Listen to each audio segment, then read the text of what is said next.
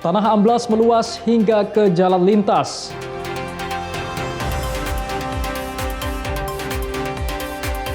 Normalisasi sungai di Tapanuli masih berjalan.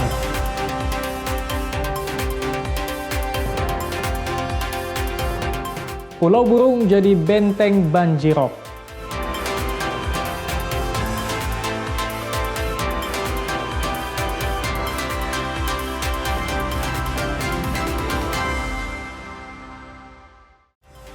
Halo, selamat pagi saudara. Kompas Pagi hari ini hadir dengan beragam informasi penting dan menarik dari Sumatera bagian utara.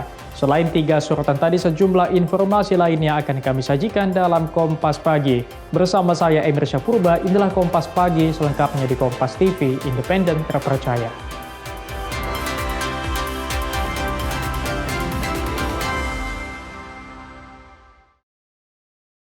Saudara, tanah amblas di Desa Pondok Balik, Kecamatan Ketol, Aceh Tengah terus membesar. Pergerakan tanah mengancam jalan kabupaten yang hanya berjarak 3 meter dari badan jalan.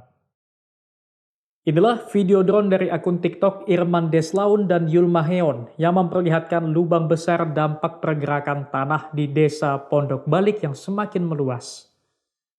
Longsor ini perlahan mengancam jalan lintas kabupaten yang merupakan akses vital perekonomian lintas Aceh Tengah benar meriah. Fenomena ini menjadi perhatian setelah video drone memperlihatkan lubang besar yang semakin mendekati badan jalan. Fenomena ini bukan sinkhole, melainkan pergerakan tanah perlahan akibat kondisi tanah tidak stabil dan curah hujan tinggi. Luasan longsoran dilaporkan mencapai lebih dari 27.000 meter persegi dan terus mengalami pergerakan. Bupati Aceh Tengah mengatakan akan segera melakukan penanganan terkait amblesnya tanah tersebut. Saat ini jarak tanah amblas ke jalan hanya 3 meter dari sebelumnya sejauh 500 meter. Itu cukup berat itu, karena itu mungkin dulu jaraknya 500 meter dari jalan, sekarang tinggal 3 meter lagi itu. Dan itu harus segera itu, kalau nggak hancur lagi yang lain. Itu apa sebenarnya? Apa sebenarnya penyebabnya? Pasir. Tanahnya berpasir, kemudian itu kan tidak ditanami lagi tanaman, itu harus segera dikurak dan sebagainya. Untuk sementara, jalan akan dialihkan untuk mengantisipasi hal yang tidak diinginkan. Pemerintah daerah juga akan mencari penyebab amblasnya tanah di lokasi tersebut untuk mengantisipasi kejadian serupa. Zikri Maulana, Kompas TV, Aceh Tengah, Aceh. Saudara, pasca banjir dan longsor, puluhan rumah warga di Desa Gelopulo, Kecamatan Bintang, Aceh Tengah tertimbun bebatuan dan gelondongan kayu. Hampir 2 bulan warga tak dapat berbuat banyak. Banjir bandang dan longsor yang terjadi lebih 1 bulan lalu tak hanya menyebabkan rumah warga tertimbun lumpur. Di Desa Gelopulo, Kecamatan Bintang, Aceh Tengah, puluhan rumah warga porak-poranda tertimbun batu. Hingga kini bebatuan masih menimpa rumah dan pemukiman. Sebagian bangunan hancur, sebagian lainnya hilang tanpa sisa. Banjir bandang yang meluluh lantakan pemukiman ini tak pernah terbayang sebelumnya. Warga mengaku tak ada aliran sungai di sekitar pemukiman, karena selama ini kawasan tersebut dikenal sebagai daerah pegunungan yang relatif aman. Di tengah kehancuran, para penyintas masih bertahan. Mereka mencoba menggali puing bekas tapak rumah. Mereka berharap menemukan benda berharga atau sisa kehidupan yang masih bisa digunakan. Lahannya lahan material memang kan dari atas sana. Jadi ini luar biasa memang, Pak. Ya. Seperti inilah keadaannya, kayu sama batu. Berarti sekalian hanyut nih, Pak? Sekalian ya. Datangnya sekalian ya. Air, batu sama kayu kan. Cuman kayunya pada kami bersih. Ya. Ada jadikan kayu bakar. Kan takut juga kita kan. Nanti kalau hujan hanyut lagi kayunya. Itu dibersihkan dulu kayu. Waktu kejadian abang di rumah? Di rumah posisi, Bang. Jadi sempat lari ya, sempat? Ya, lari kita. Cuman anak-anak yang penting selamat, keluarga ya kan. Kalau barang-barang ya nggak bisa alam-alam ya kan. Banjir bandang dan longsor melanda 18 kabupaten dan kota di Aceh. Hingga kini korban masih bertahan di tenda pengungsian dengan kondisi serba terbatas. Ada berapa rumah di sini, Bu? Raja Umar, Kompas TV, Aceh Tengah, Aceh.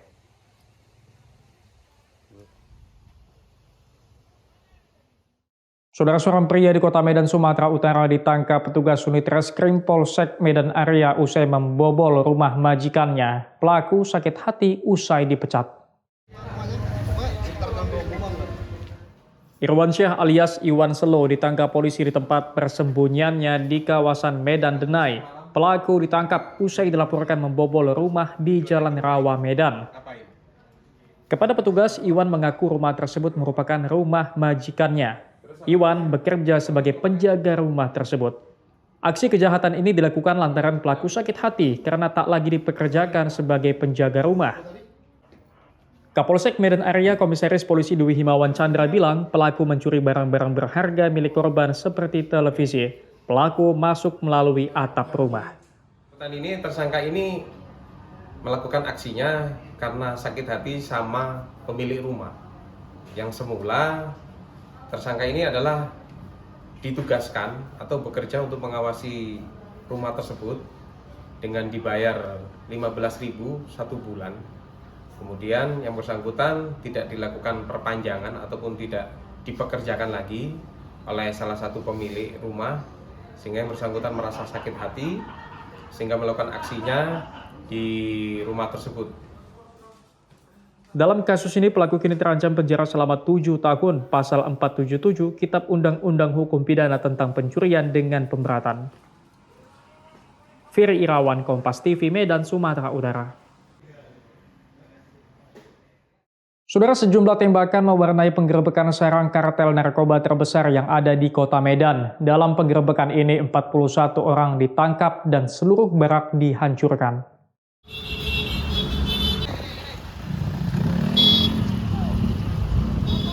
Sejumlah orang yang diduga bagian dari kartel narkoba di kawasan Jermal berhamburan melarikan diri saat mengetahui kedatangan petugas. Polisi kemudian meletuskan sejumlah tembakan peringatan ke udara agar para terduga pelaku narkoba ini menghentikan pelariannya. Setidaknya terdapat 41 orang yang ditangkap dalam penggerebekan kawasan Jermal ini. 41 orang tersebut selain diduga berkaitan dengan praktik jual beli narkoba dan perjudian yang memang dikenal sebagai kartel terbesar di kota Medan. Selain menangkap 41 orang dari 2 lokasi yang digerebek petugas, sejumlah barang bukti yang berkaitan dengan praktik penyalahgunaan narkoba juga ditemukan dari sebuah barak narkoba yang dikamuflasekan sebagai kandang ayam. Selain barak narkoba dengan kamuflase kandang ayam, petugas juga temukan barak narkoba dengan kamuflase kolam ikan. Seluruh barak narkoba dan judi yang ditemukan kemudian dihancurkan dan dibakar agar praktik serupa tidak kembali terulang. Kapolres Tabes Medan Komisaris Besar Polisi Jian Calvin Simanjuntak bilang kawasan Jermal yang digerebek setidaknya sudah 8 kali digerebek dalam kurun waktu kurang dari 2 pekan. Kawasan ini ditargetkan menjadi kawasan yang bebas dari praktik jual beli narkoba dan judi. Wilayah Jermal ini sudah cukup lama menggurita kartel narkoba, kartel perjudian, dan sangat lama sekali, sudah bertahun-tahun. Ke-8 kali dilakukan penindakan, masih ditemukan barak-barak dan loket-loket narkoba yang berdiri. Minggu lalu, pada saat tindakan yang ke-7, tempat ini sudah rata. Dan beberapa orang yang di tempat sini yang diduga kuat keterlibatan dengan kartel, narkoba, dan perjudian sudah kita amankan. Namun malam hari ini masih ada lagi barak-barak yang dibangun. Polisi kini tengah menelusuri dari mana para terduga pelaku narkoba ini mendapat narkoba yang mereka gunakan di lokasi. Ferry Irawan, Kompas TV, Medan, Sumatera Utara. Saudara, petugas Bandara Sultan Iskandar Muda, Belang Bintang, Aceh Besar mengamankan seorang kurir narkoba. Dari tangan pelaku disita 1,9 kg sabu. Pelaku diupah 40 juta rupiah dan sudah 3 kali lolos lewat bandara berbeda. Curiga dengan barang bawaan calon penumpang, petugas Absek di Bandara Sultan Iskandar Muda, Banda Aceh periksa barang bawaan penumpang. Pelaku berinisial NF yang membawa tas koper mencurigakan tersebut langsung diperiksa petugas. Saat pemeriksaan ditemukan 1,9 kg sabu. Tersangka mengaku mendapatkan sabu tersebut dari rekannya bernama Wan di pinggiran jalan kota Panton Labu, Aceh Utara. NF mengaku diupah 40 juta rupiah untuk menyelundupkan barang haram itu ke Jakarta. Dia juga mengaku telah 3 kali membawa narkoba ke daerah berbeda. Kurang lebih 2 kg jenis sabu yang dilakukan oleh Sat Narkoba Polresta Banda Aceh yang dilakukan oleh tim sus kita yang sudah melakukan pengungkapan di TKP Bandara Sultan Iskandar Muda, tepatnya di X-ray Bandara Sultan Iskandar Muda. Akan bertolak kemana ini Pak tersangka? Informasi terakhir kita sudah melakukan check dan sebagainya, kita masuk dengan alat komunikasi yang dilakukan oleh tersangka arah tujuan ke Jakarta. Tersangka NF dijerat pasal tentang narkotika dengan ancaman pidana mati atau penjara seumur hidup dan atau paling singkat 6 tahun dan paling lama 20 tahun dan denda 1 hingga 10 miliar rupiah. Syahril, Kompas TV, Banda Aceh, Aceh. Saudara, aksi pencurian beras mulai meresahkan warga di Jalan Kubang Raya, Kecamatan Siak Hulu, Kabupaten Kampar Riau. Aksi pelaku berulang kali dan terekam kamera pengawas toko.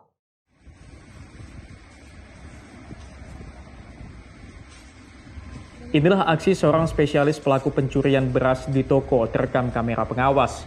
Pelaku seorang diri datang ke toko di Jalan Kubang Raya, Kecamatan Siak Hulu, Kabupaten Kampar Riau menggunakan sepeda motor. Dari rekaman kamera pengawas, pelaku langsung masuk ke dalam dan mencoba mengambil beras. Pelaku akhirnya keluar tanpa membawa beras curian. Tidak berhenti di situ, pelaku terekam kamera pengawas toko lainnya melakukan aksi pencurian yang sama. Naas saat membawa 3 karung beras, pelaku kena pergoki oleh penjaga toko. Pelaku berhasil kabur, namun beras yang dicuri jatuh dari kendaraan pelaku. Di lokasi ketiga, di sekitar Jalan Kubang Raya, Kabupaten Kampar, pelaku melancarkan aksi yang sama. Dalam rekaman kamera pengawas, pelaku turun dari sepeda motor kemudian memantau kondisi toko. Pelaku sempat ke dalam toko, kemudian keluar dan mengambil 3 karung beras. Pemilik toko bernama Yanti mengaku aksi pelaku luput dari pantauan karena kondisi sedang ramai pembeli. Jelaskan. Jadi kemarin, iya, waktu itu sekitar jam 1-an ya Mas. Memang kebetulan toko itu lagi rame gitu kan. Kebetulan saya di kasir dan suami saya lagi nyiapin orderan barang gitu kan. Lagi rame banget. Jadi kita memang nggak ngeh bahwasanya itu ada memang dia masuk. Awalnya itu dia masuk, katanya lihat CCTV masuk mengintai lokasi gitu loh. Dilihat aman, baru dia melancarkan aksinya gitu Pak. Apa yang diambil Kak? Hah? Apa yang diambil?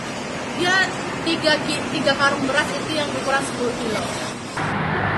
Pihaknya berharap agar aksi pelaku pencurian beras segera ditindak oleh aparat penegak hukum. Pelaku sudah meresahkan karena sudah berulang kali melakukan aksi pencurian. Sawino Ardi, Kompas TV, Kampar Riau. Sungai Batang Toru dikeruk, saksikan usai jeda.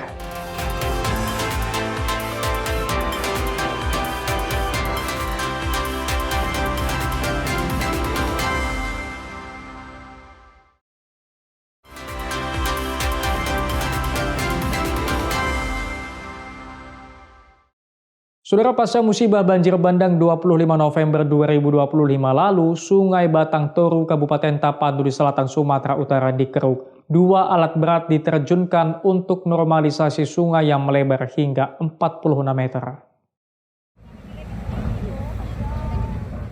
Begitulah upaya pengerukan yang dilakukan oleh 2 alat berat milik PT Wijaya Karya di Sungai Batang Toru di Kecamatan Batang Toru, Kabupaten Tapanuli Selatan, Sumatera Utara, Jumat siang.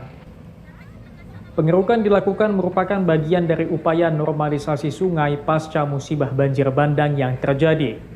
Pasca bencana, sungai ini mengalami pendangkalan dan pelebaran hingga 46 meter ke arah pemukiman warga yang berada di pinggir Sungai Batang Toru. Kita tracking ini kemari, itu ada sekitar 46 meter. Nah, iya, berarti kan ada 45 meter yang tergerus oleh air ini, Pak. Itu. Makanya kan kalau kita lihat ini kan banyak rumah. Inilah dampak dari akibat dari bencana itu Pak. Tuh, jadi kita mau proteksi dulu, kita keruk ini memang mana dia jalurnya sungai dulu kan gitu. Tuh. Normalisasi di dua sungai yakni Sungai Garoga dan Sungai Batang Toru yang terdampak banjir bandang pada 25 November 2025 lalu terus dilakukan sebagai upaya rehabilitasi pasca bencana. Khairul Bazar, Kompas TV, Tapanuli Selatan, Sumatera Utara. Saudara, akses jembatan terputus mengakibatkan 5 desa di kawasan pemukiman Jamat, Kecamatan Linge, Kabupaten Aceh Tengah terkurung total. Warga berharap pemerintah segera membangun jembatan agar akses transportasi kembali normal. 5 desa di pemukiman Jamat, Kecamatan Linge, Kabupaten Aceh Tengah masih terisolasi akibat putusnya akses jembatan. 5 desa tersebut diantaranya Desa Linge, Delung Sikinel, Jamat, Reje Payung, dan Kutereje dengan jumlah penduduk sekitar 2.000 jiwa. Akses warga terputus total di 2 titik yaitu Jembatan Kalaile dan Jembatan Reje Payung. Saat ini warga hanya mengandalkan akses darurat melalui jembatan apung dan seling kabel yang berisiko dan terbatas. Kondisi tersebut sudah lebih dari 1 bulan. Meski bantuan logistik dan layanan kesehatan terus disalurkan baik melalui jalur udara maupun estafet darat, namun akses utama belum pulih sepenuhnya. Kerusakan terparah terjadi di Desa Kutereje di mana seluruh rumah-rumah warga hilang dan berubah menjadi aliran sungai. Terkendala Pak yang putus jalan karena tertimbun ada yang longsor dan putus yang jembatan ini, maka masyarakat di pemukiman Jamat maka terkurung tidak bisa keluar lagi. Komunikasi tidak terjangkau lagi, putus sama sekali, dan yang bahwa listrik sudah padam sekali. Air minum tidak ada, kruh semuanya kruh. Jadi sampai saat ini tidak ada untuk penjernihan. Sementara di Desa Delung Sikinel, Jamat, dan Reje Payung, sebagian rumah warga rusak parah akibat banjir bandang. Sebagian warga di 4 desa terpaksa direlokasi karena kehilangan rumah, tapak tanah, serta lahan pertanian. Zikri Maulana, Kompas TV, Aceh Tengah, Aceh. Saudara, warga korban banjir di 4 dusun di Tapanuli Selatan, Sumatera Utara rindu untuk pulang setelah rumah mereka terendam banjir sebulan lebih.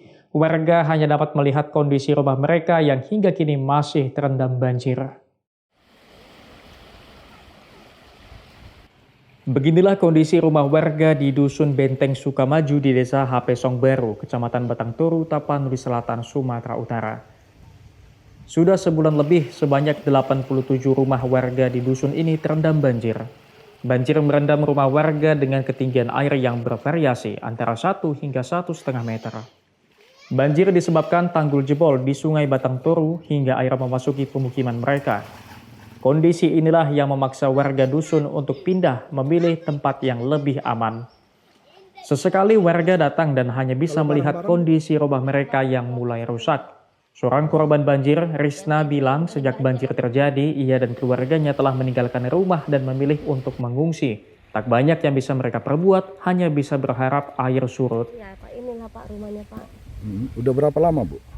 Udah sebulan 3 minggu deh nih Mawan. Itu seperti apa kondisinya? Terendam seberapa dalam? Kalau yang pertama itu sampai itu, yang teras di atas angin-anginnya itu kan.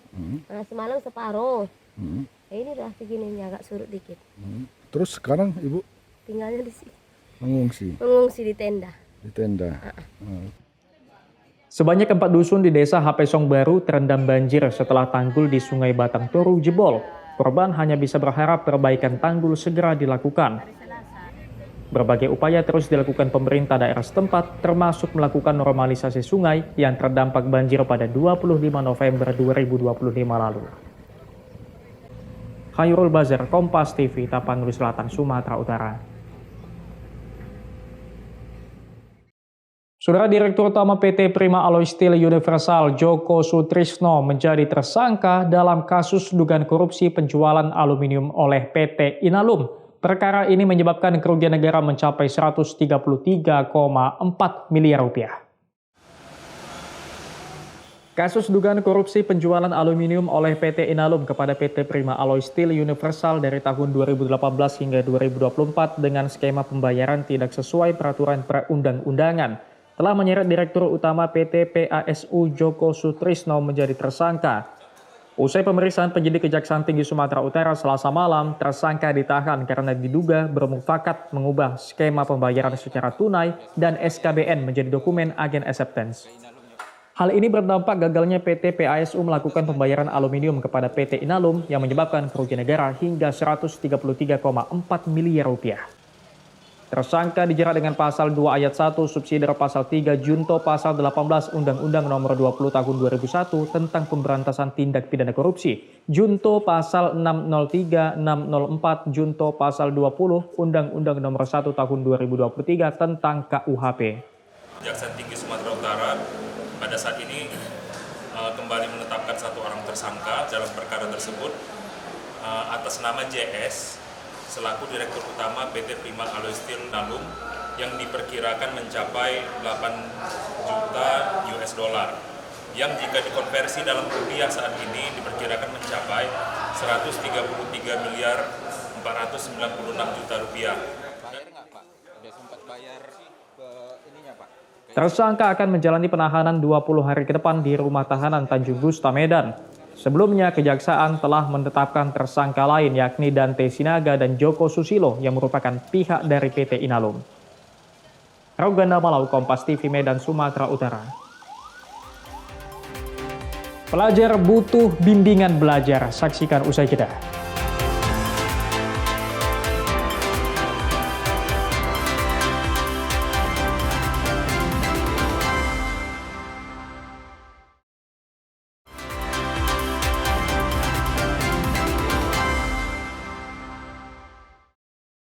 Saudara, sejumlah anak usia pelajar di Kota Medan belum dapat membaca dan menulis. Kondisi ini diketahui setelah bakti sosial yang digelar komunitas Jumpa di Medan. Mereka memberikan bimbingan belajar gratis, jajanan, dan pakaian.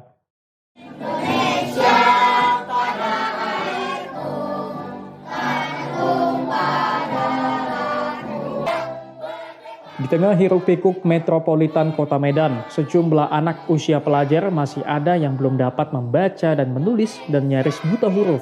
Berbagai program pemerintah untuk pendidikan dinilai belum dapat menyentuh seluruh lapisan masyarakat. Kondisi ini terlihat saat sejumlah anak muda yang tergabung dalam komunitas Jumpa di Medan menggelar bakti sosial bimbingan belajar di kawasan Jalan Bunga Wijaya, Kecamatan Medan Selayang, Kota Medan. Di lokasi padat penduduk ini, anggota komunitas mengajak anak-anak usia pelajar untuk bermain dan belajar bersama. Relawan mengajarkan pendidikan membaca, menulis, hingga berhitung. Namun, kondisi ini cukup memprihatinkan karena sejumlah anak usia sekolah dasar ternyata cukup sulit menulis dan membaca. Meski di teras rumah warga, anak-anak dengan semangat mengikuti bimbingan belajar yang digelar. Kegiatan ini merupakan program kerja relawan komunitas Jumpa di Medan setiap Selasa dan Sabtu dan berkeliling di Kota Medan. Kegiatan ini juga digelar untuk mengantisipasi kenakalan anak.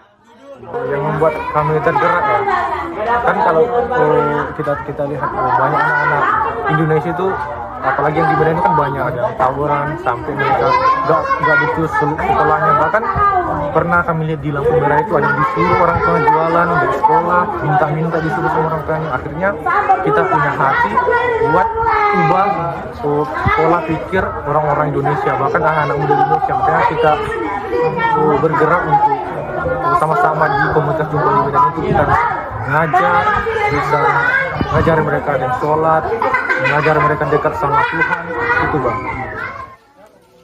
Selain itu, kegiatan ini juga diwarnai dengan pembagian jajanan gratis bagi anak-anak, pembagian pakaian gratis bagi warga kurang mampu, makan siang Rp1.000, hingga kegiatan layanan kesehatan gratis. Tim Liputan Kompas TV, Medan, Sumatera Utara. Saudara, pemerintah Kota Binjai membentuk Satgas Penanganan Sampah Liar di 5 kecamatan yang ada di Kota Binjai. Satgas ini rutin berpatroli untuk menemukan tumpukan sampah yang dibuang sembarangan oleh masyarakat. Setiap hari sejumlah Satgas Penanganan Sampah Liar berkumpul di Dinas Lingkungan Hidup Kota Binjai untuk mendapat pengerahan sebelum menggelar patroli untuk mencari tumpukan sampah yang dibuang sembarangan oleh masyarakat di 5 kecamatan yang ada di Kota Binjai. Setelah menemukan tumpukan sampah liar, Satgas langsung melaporkan ke pihak kecamatan dan sampah akan langsung diangkat oleh petugas kebersihan. Warga Kota Binjai sendiri berharap pemerintah membuat peraturan yang tegas untuk memberikan efek jera bagi masyarakat yang masih suka membuang sampah sembarangan. Ya, kami berharap kepada pemerintah setempat buatlah undang-undang yang sifatnya itu bisa menimbulkan efek jera kepada pelakunya. Itu aja Pak harapan kami sebagai kepala lingkungan. Karena kalau kami bertindak sendiri pun Pak, kalau nggak ada aturan undang-undang yang ditetapkan, nanti kan bisa berang sama kami gitu Pak. Itu aja Pak. Selain Satgas Penanganan Sampah Liar, Dinas Lingkungan Hidup Kota Binjai memiliki sejumlah program prioritas untuk mewujudkan Kota Binjai bersih dari sampah. Salah satunya dengan program tong sampah yang bekerja sama dengan pelaku usaha yang ada di Kota Binjai. Pemerintah Kota Binjai juga terus mengedukasi masyarakat tentang pentingnya menjaga kebersihan dengan tidak membuang sampah sembarangan.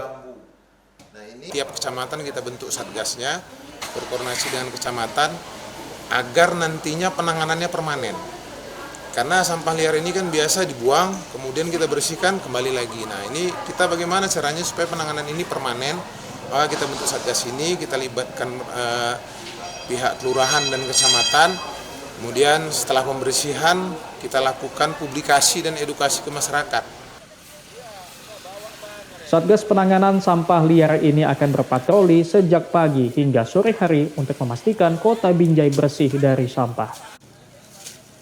Tim Liputan Kompas TV Medan, Sumatera Utara. Saudara, di tengah menjamurnya kafe kekinian yang menghiasi sudut-sudut kota, ada satu tempat makan sederhana yang justru menawarkan sesuatu yang berbeda. Namanya Warung Pondok Kelapa. Warung ini berdiri tenang di antara kebun kelapa di kawasan Tanjung Murawa, Deli Serdang.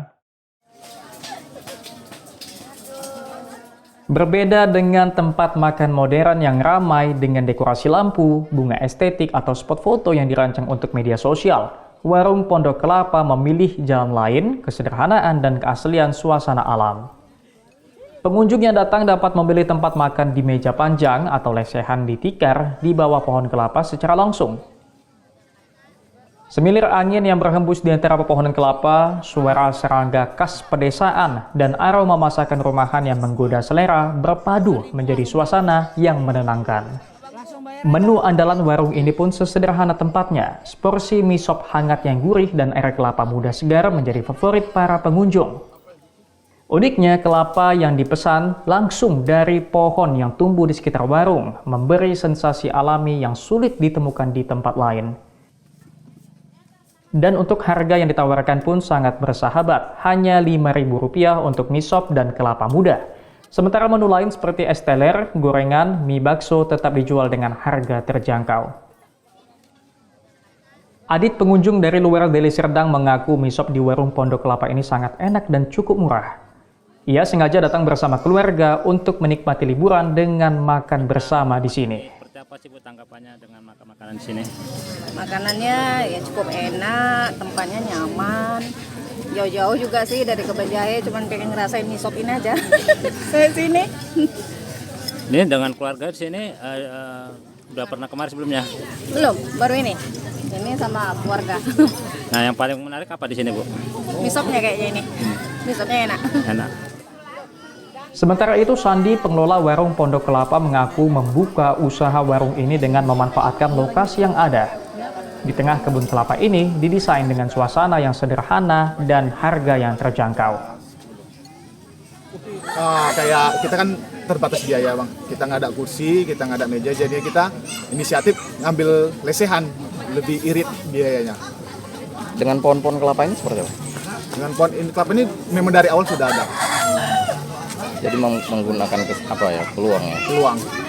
Dan untuk pohon kelapa ini kira-kira keunikan dari resto ini seperti apa sih?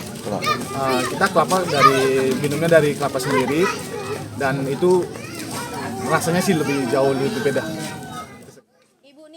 Warung Pondok Kelapa bukan hanya tempat untuk mengisi perut, tetapi juga tempat untuk menyegarkan pikiran. Di tengah kebun kelapa yang rindang, pengunjung bisa merasakan ketenangan yang mungkin sulit ditemukan di tengah hiruk-pikuk kehidupan modern. Tanpa kemewahan, tanpa dekorasi berlebihan, hanya makanan sederhana, alam yang asri, dan kebahagiaan yang terasa apa adanya. Dedi Zulkifli Terigan, Kompas TV, Deli Serdang, Sumatera Utara.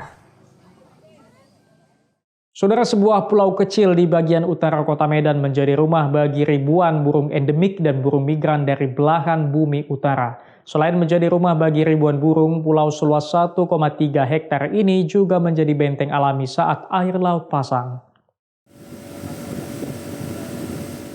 Berada di bagian utara kota Medan, tepatnya di seberang Laut Belawan, Pulau Burung menjadi persinggahan banyak burung. Tidak hanya burung endemik Sumatera, melainkan burung migran dari belahan bumi utara. Terdapat 2 spesies burung migran yang terdata di Pulau Burung, seperti burung gajahan benggala yang berasal dari Rusia atau belahan bumi bagian utara dan burung trinil. Burung-burung migran ini biasanya datang antara bulan November hingga Februari. Kelompok masyarakat pemerhati mangrove mengaku pulau burung ini awalnya hanya memiliki luas setengah hektar pada tahun 2011. Setelah rutin dilakukan penanaman mangrove, kini pulau burung memiliki luas 1,3 hektar. Kemudian kami mulai melakukan penambahan penanaman, dan akhirnya burungnya makin bertambah di situ. Nah, ini memang seharusnya sudah menjadi konservasi kita karena ini adalah kota Medan. Ya. Jadi masyarakat juga harus tahu bahwa di kota Medan ini ada pulau burung yang di situ juga ada burung migran. Jadi ada 2 spesies burung migran di situ. Yang biasanya di bulan-bulan 11 sampai bulan-bulan Februari, ya mereka datang ke situ. Salah satunya gajahan benggala sama trinil, burung migran. Dan juga ada burung juga tongtong, burung bango tongtong. Pemerintah Kota Medan diharapkan memberikan perhatian khusus pada Pulau Burung. Karena selain menjadi rumah bagi aneka ekosistem, Pulau Burung juga mampu menjadi benteng yang menahan abrasi di perairan Belawan. Dedi Zulkifli Terigan, Kompas TV, Medan, Sumatera Utara. John Hartman ingin cetak sejarah, saksikan usai jeda.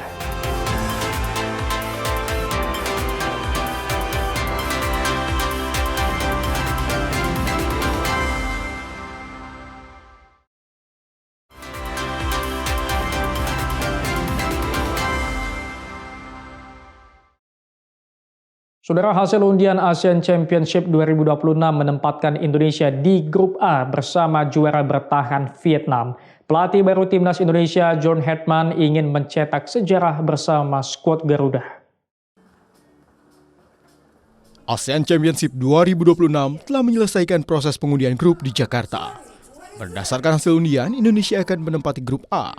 Skuad Garuda tergabung bersama juara bertahan Vietnam, Singapura, Kamboja, dan pemenang playoff antara Brunei Darussalam dan Timor Leste. Pelatih baru timnas Indonesia John Hartman menanggapi positif hasil undian ini. Menurutnya, melawan tim kuat dari fase grup akan mematangkan pemain lebih cepat.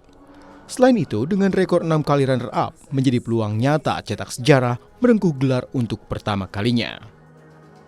So to do it the first time and to make history together with the fans, with the player group, that's the mindset that you want to take into this tournament, and I think it's a genuine opportunity with the group that we have.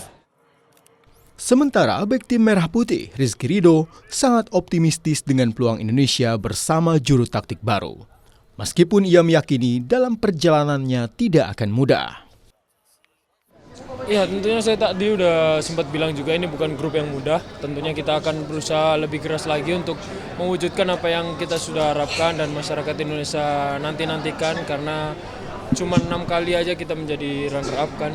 Ya, insya Allah lah semua kita bisa mendapatkan trofi itu dengan pelatih yang baru. Sejak pertama kali digelar pada 1996, timnas Indonesia belum pernah meraih gelar juara Piala AFF. Prestasi terbaik Indonesia menjadi runner-up sebanyak 6 kali pada tahun 2000, 2002, 2004, 2010, 2016, dan 2020. Rininta Niken, Junaidi Saputra, Kompas TV, Jakarta. Saudara, 2 legenda futsal dunia siap menampilkan penampilan terbaiknya pada turnamen futsal bertajuk X Series 2 yang berlangsung di Jakarta. The King of Futsal dan ikon timnas futsal Brasil, Falcao dan legenda Portugal Ricardinho akan tampil di X-Series 2 17-18 Januari. Falcao tergabung di Fury Squad bersama Beckham Putra dan Gonzalez. Sementara Ricardinho akan bermain mewakili Fury Squad bersama Bayu Saptaji. Tak hanya Falcao dan Ricardinho, hadir pula ex-pemain timnas futsal Spanyol Carlos Ortiz yang bergabung dengan tim Grim Reaper. Sementara Lynx Hunters akan diperkuat Supawut dan Jetsada, dua ikon Thailand. Pada event ini, Ricardinho membawa misi juara di match bracket dengan target menaklukkan Falcao dan kolega tim Fury Squad. Tim Liputan Kompas TV. Saudara Wakil Menteri Pemuda dan Olahraga Taufik Hidayat menghadiri peresmian perkantoran baru Platnas PP PBSI di Platnas Cipayung, Jakarta. Diharapkan fasilitas baru mampu menciptakan ekosistem pembinaan yang sehat dan berkelanjutan. Ketua Umum Pengurus Pusat Persatuan Bulu Tangkis Seluruh Indonesia Fadil Imran meresmikan perkantoran Platnas baru dan fasilitas olahraga di Cipayung, Jakarta. Turut hadir Wamenpora Taufik Hidayat pada acara yang ditandai dengan pemotongan tumpeng dan gunting pita. Fasilitas baru ini menandai komitmen PBSI demi pembinaan berkelanjutan. Penambahan sarana fisik hingga tata kelola organisasi secara menyeluruh menjadi konsentrasi PBSI demi menciptakan atlet terbaik. Adapun proses pembangunan dilakukan pada periode Juli sampai Desember 2025 dengan total anggaran mencapai 3,2 miliar rupiah. Platnas baru PBSI terdiri dari beberapa ruangan, yakni ruangan gym, area latihan fisik, tes fisik, fisioterapi, pemulihan cedera, dan ruang gizi atlet.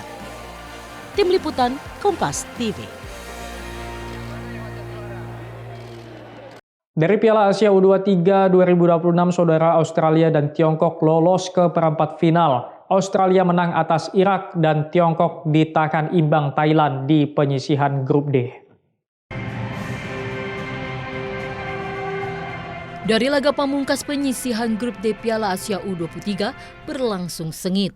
Australia yang berjumpa Irak tertinggal lebih dulu di menit 63 dari eksekusi penalti Amir Faisal. Australia baru merespon di penghujung pertandingan dengan mencetak 2 gol, masing-masing dari sundulan Yaya Dukuli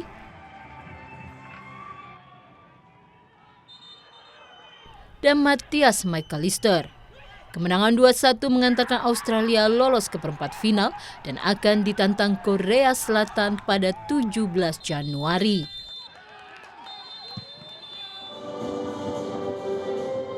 Tiongkok menemani Australia lolos ke perempat final Piala Asia U23. Tiongkok harus puas mengantongi 1 poin saat jumpa Thailand, usai bermain imbang tanpa gol. Di perempat final, Tiongkok akan bertemu Uzbekistan pada 17 Januari.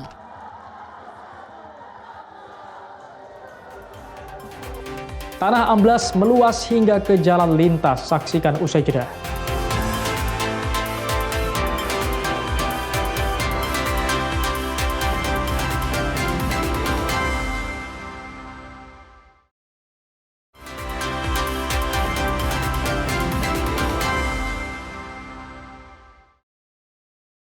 Saudara, tanah amblas di Desa Pondok Balik, Kecamatan Ketol, Aceh Tengah terus membesar. Pergerakan tanah mengancam jalan kabupaten yang hanya berjarak 3 meter dari badan jalan.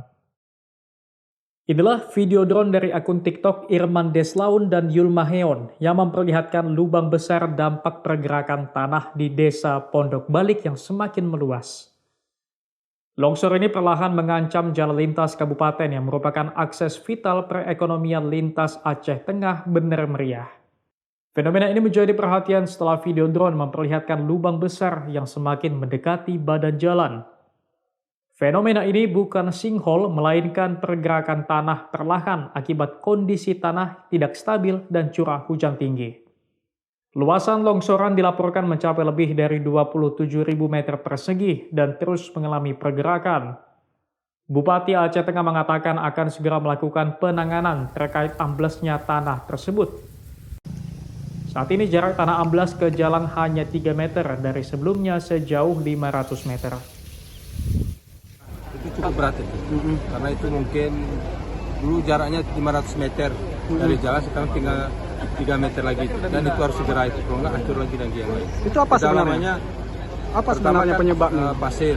Tanahnya berpasir, kemudian itu kan tidak ditanami lagi tanaman, itu harus segera dikurat dan sebagainya. Untuk sementara, jalan akan dialihkan untuk mengantisipasi hal yang tidak diinginkan. Pemerintah daerah juga akan mencari penyebab amblasnya tanah di lokasi tersebut untuk mengantisipasi kejadian serupa. Zikri Maulana, Kompas TV, Aceh Tengah, Aceh. Saudara, pasca banjir dan longsor, puluhan rumah warga di Desa Gelopulo, Kecamatan Bintang, Aceh Tengah tertimbun bebatuan dan gelondongan kayu. Hampir 2 bulan warga tak dapat berbuat banyak. Banjir bandang dan longsor yang terjadi lebih 1 bulan lalu tak hanya menyebabkan rumah warga tertimbun lumpur. Di Desa Gelopulo, Kecamatan Bintang, Aceh Tengah, puluhan rumah warga porak-poranda tertimbun batu. Hingga kini bebatuan masih menimpa rumah dan pemukiman. Sebagian bangunan hancur, sebagian lainnya hilang tanpa sisa. Banjir bandang yang meluluh lantakan pemukiman ini tak pernah terbayang sebelumnya. Warga mengaku tak ada aliran sungai di sekitar pemukiman, karena selama ini kawasan tersebut dikenal sebagai daerah pegunungan yang relatif aman. Di tengah kehancuran, para penyintas masih bertahan. Mereka mencoba menggali puing bekas tapak rumah. Mereka berharap menemukan benda berharga atau sisa kehidupan yang masih bisa digunakan. Lahannya lahan material memang kan dari atas sana. Jadi ini luar biasa memang, Pak. Ya. Seperti inilah keadaannya, kayu sama batu. Berarti sekalian hanyut nih, Pak? Sekalian ya. Datangnya sekalian ya. Air, batu sama kayu kan. Cuman kayunya pada kami bersihin. Ya. Ada jadikan kayu bakar. Kan takut juga kita kan. Nanti kalau hujan hanyut lagi kayunya. Itu dibersihkan dulu kayu. Waktu kejadian abang di rumah? Di rumah posisi, Bang. Jadi sempat lari ya, sempat? Ya, lari kita. Cuman anak-anak yang penting selamat, keluarga ya kan. Kalau barang-barang ya nggak bisa alam ya kan. Banjir bandang dan longsor melanda 18 kabupaten dan kota di Aceh. Hingga kini korban masih bertahan di tenda pengungsian dengan kondisi serba terbatas. Ada berapa rumah di sini, Bu? Raja Umar, Kompas TV, Aceh Tengah, Aceh.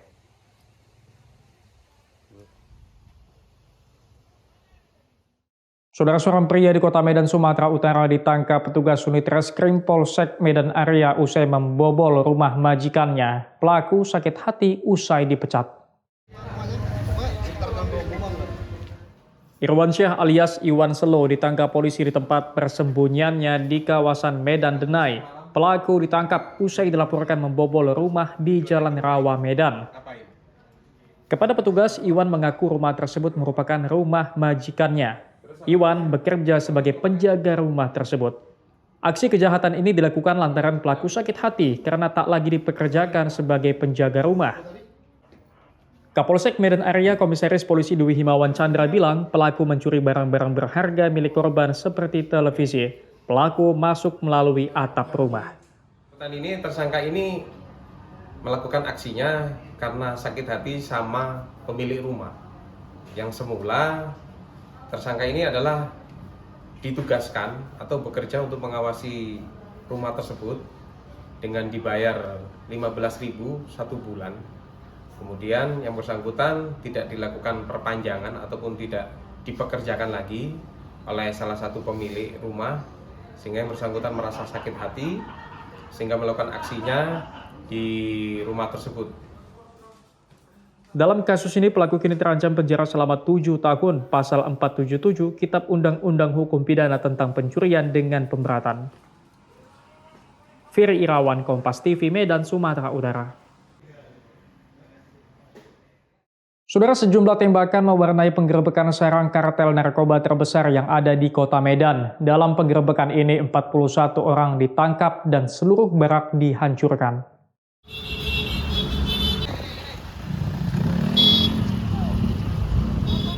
Sejumlah orang yang diduga bagian dari kartel narkoba di kawasan Jermal berhamburan melarikan diri saat mengetahui kedatangan petugas.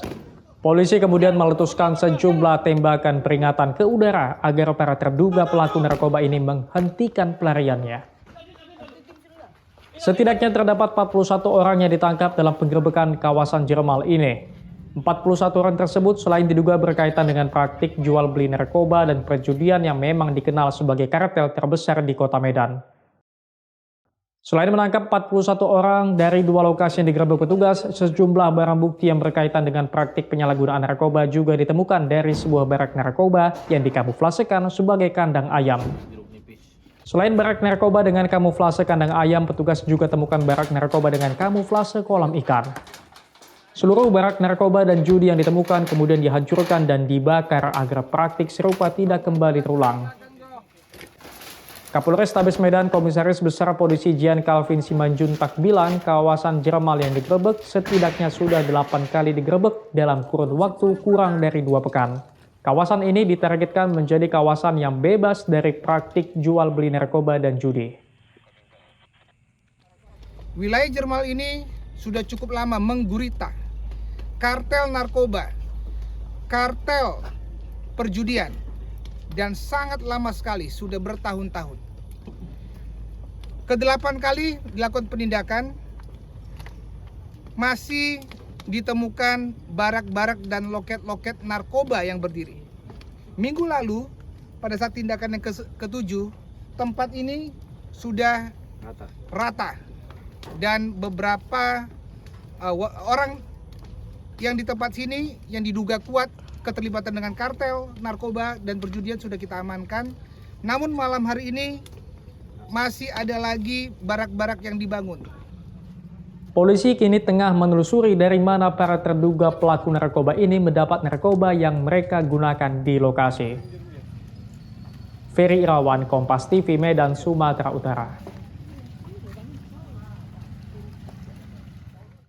Sampai di sini Kompas Pagi hari ini. Anda bisa menyimak video tayangan kami di kompas.tv atau menyaksikan siaran langsung via streaming di kompas.tv/live. Kami undur diri, tetap saksikan rangkaian program berita di Kompas TV, independen terpercaya.